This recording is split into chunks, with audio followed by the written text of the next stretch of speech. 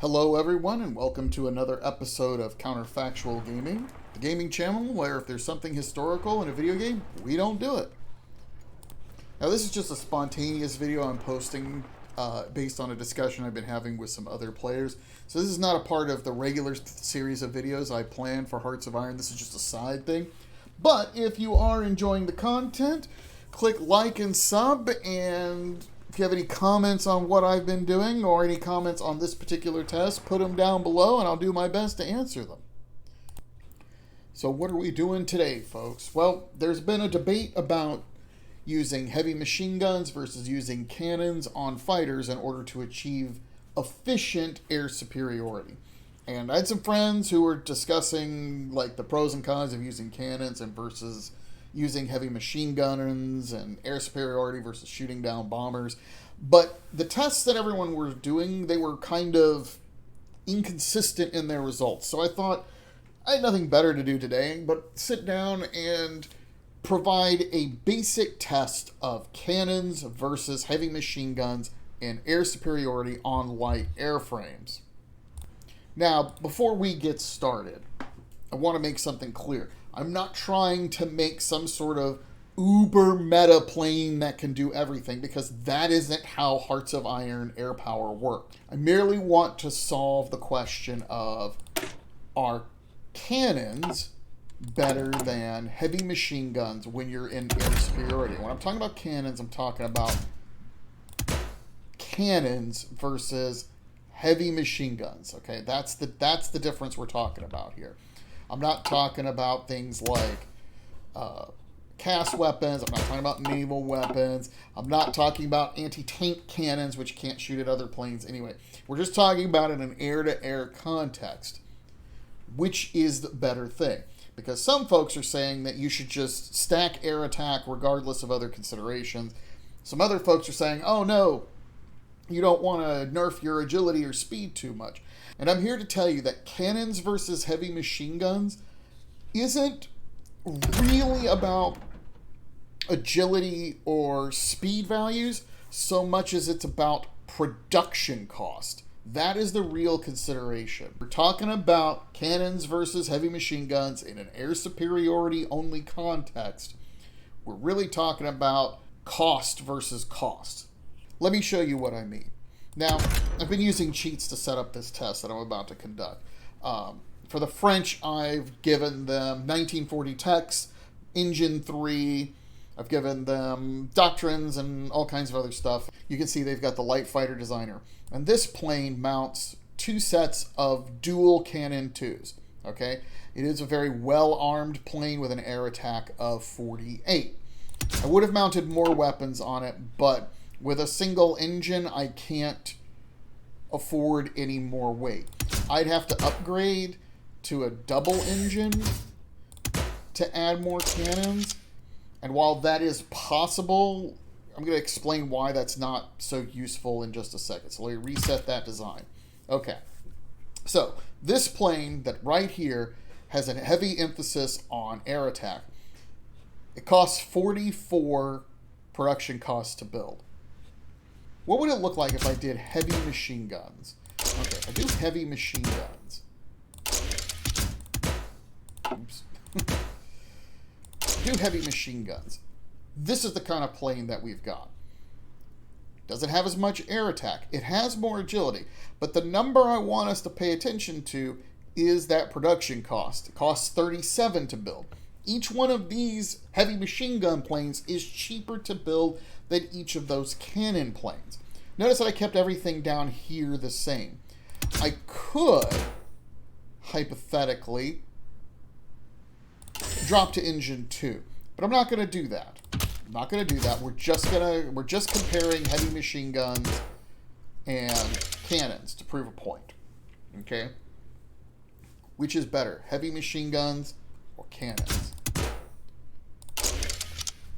With this being a heavy machine gun plane, because it costs less, when we do our test, we're going to do what I like to call an IC normalized test, which is we're not putting planes against each other at 1-to-1 odds, because I can build more of these heavy machine gun planes than I can cannon planes. We're going to do a test where each side has the same amount of IC cost in airplanes, but that means one side's going to have more airplanes than the other. And we're going to see which plane is better for air superiority purposes.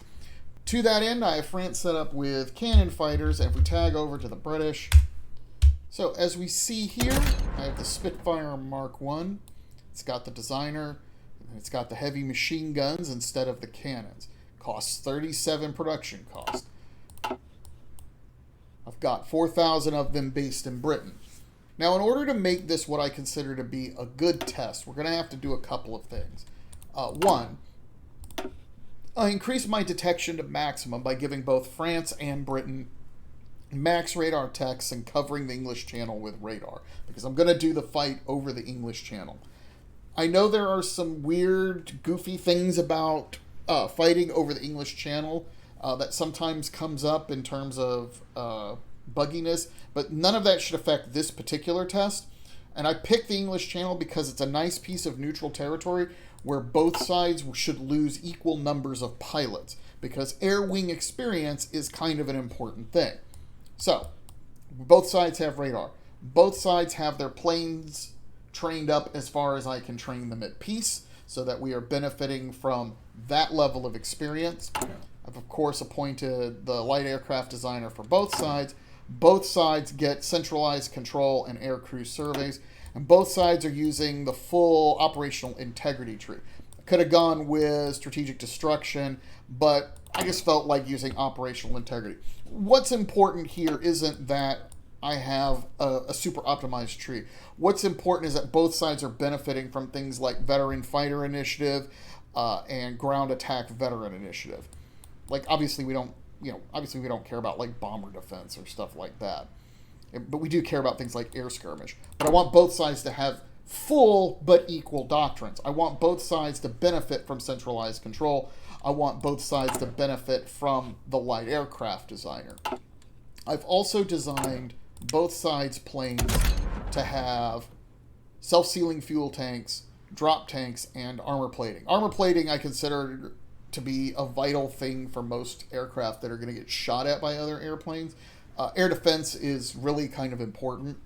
But both sides also have drop tanks so that there is no problem for either side to get maximum mission efficiency. I have seen players try to test aircraft in environments where one side or the other does not have maximum mission efficiency. But as you can see here, thanks to drop tanks and airfield location, we will have maximum mission efficiency over the English Channel. And we're going to have maximum detection. If you don't have maximum detection, it can lead to a lot of weird stuff happening. This was something I learned years ago when I did some of my very first aircraft tests, like when Together for Victory was a thing.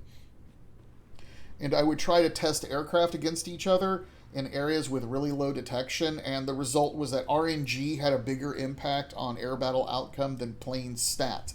So to make sure that that's not an issue, I've got plenty of radar for both sides. Plus, both sides are going to have planes in the English Channel generating additional detection anyway. The point is, everyone should be detected, so we're not having any sort of RNG causing weird problems on that end. Now, the question that faces us is, if one plane is more expensive than the other, then how do we set up the combat in the channel? So I did some math to figure out what the ratio of aircraft should be based on their cost. And a production 37 cost plane versus a production 44 cost plane, it means that the more expensive plane, we should only have 84% of them compared to the less expensive plane. So what I'm going to do is I'm going to put 4,000 British planes, production cost 37, in the English Channel.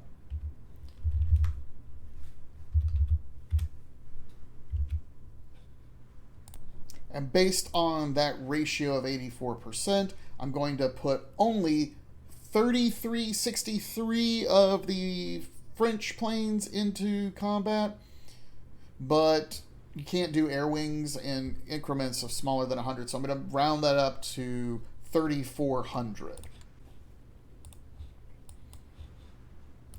Take those 2,000 planes, we put them there. that's 3,000 planes. Then we'll add 1, 2, 3, 4. There, that's 34 French planes versus...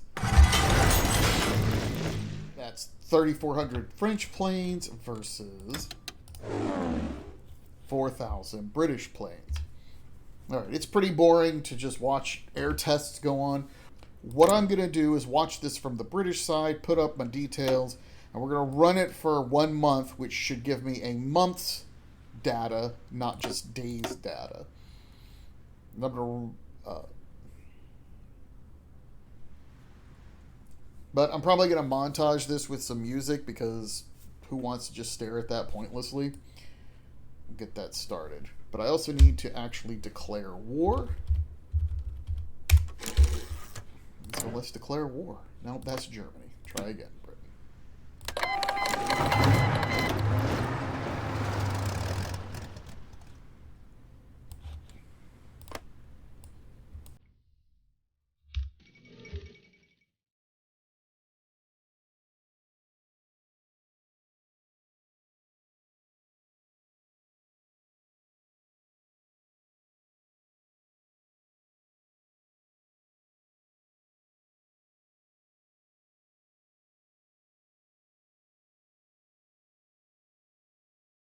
There we have it.